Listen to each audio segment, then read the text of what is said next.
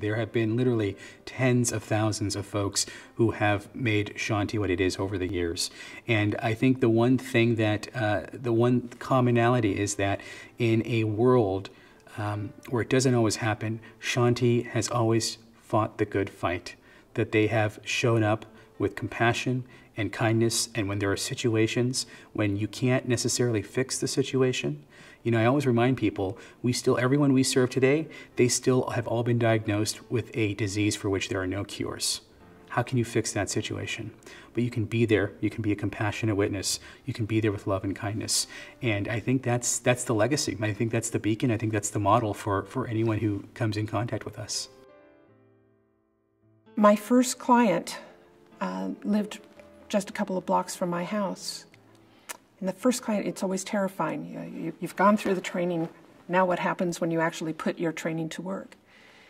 And I was told his first name and where he lived and that he just needed some light housework. And I arrived at the house, and one of his family members greeted me because he was too sick to get out of bed. And I went over and met him, and he was, you know, very weak but very gracious, and thanked me for coming.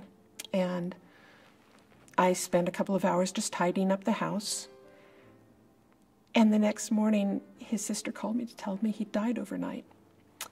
And she thanked me so profusely for helping and making that last day just easier on the family. And I realized that what we did as volunteers wasn't just for the clients themselves, but also for their friends and family, to just relieve that one layer of responsibility for them so they could spend their last hours together with quality time with their loved ones. At the time, we didn't even know what the mode of transmission was for this new disease. We didn't know whether it was airborne. We didn't know whether you could catch it because of touch. We had absolutely no knowledge. It was also new. We didn't even have a name. I was very ill, very much alone in the world, and Ashley stepped in and filled a void that at some points I was not even aware existed. And she's been incredible. When I was called and told that Chip would be my client match, I was incredibly excited, but also very nervous. So I remember going to his apartment for the first time, and I just felt so nervous. And I remember what they told me at the training was that you need to drop everything at the door. So I tried to do that, drop this nervousness and just go in and be fully present for Chip. People were courageous enough to stay, to not leave.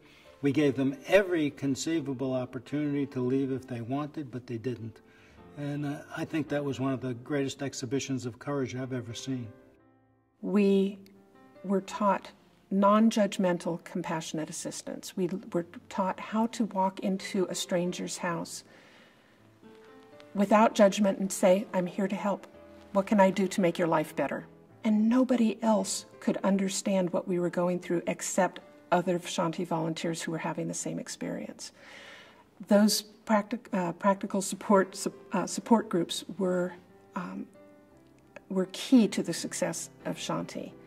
And I'm still friends with many of the people from my support group because we were there for each other at a time when no one else could understand what we were going through.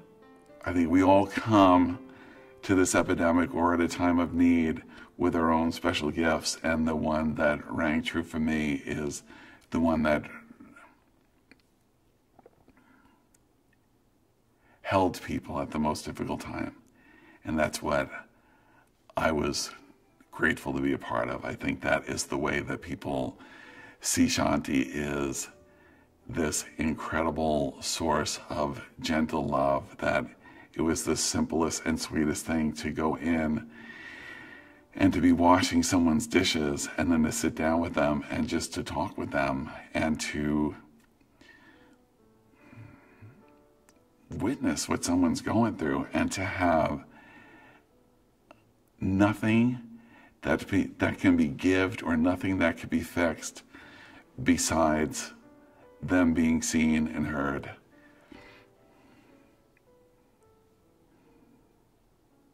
That there was no other thing to accomplish. There's no task to be done but just being with somebody. And I think that to me is the simplest and the sweetest work. For anyone living alone with cancer, HIV, or AIDS, one person to rely upon can make all the difference. Every one matters.